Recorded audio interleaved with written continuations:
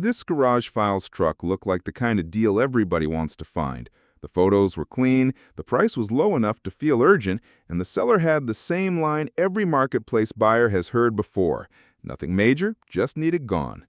But the first clue showed up before the buyer ever talked numbers. The listing said fresh lift kit, the test drive said frame problem. At first, the truck did the usual used truck routine. It started, it idled, and it looked decent from 10 feet away.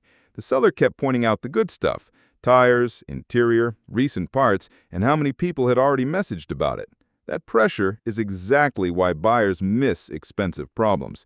The buyer slowed the inspection down. No rushing, no revving it just because the seller said it ran strong, and no ignoring the small thing that felt off.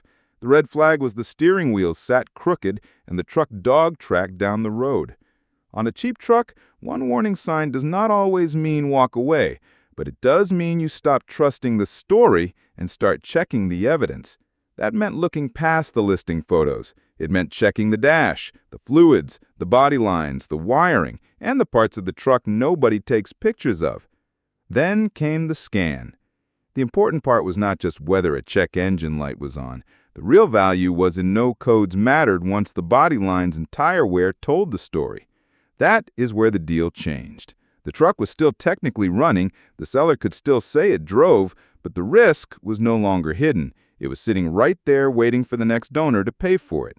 And that is the trap with cheap marketplace trucks. The problem is not always that the truck is broken. The problem is that the discount is smaller than the repair bill. The buyer did the math in the driveway: price, parts, labor, unknowns, and the chance that the first repair would reveal the second one. That is when the deal stopped looking cheap. The lesson is simple. Fresh suspension parts do not prove the frame is straight. If a seller gets impatient while you inspect, that tells you something. If a truck only looks good from the angle in the listing, that tells you something.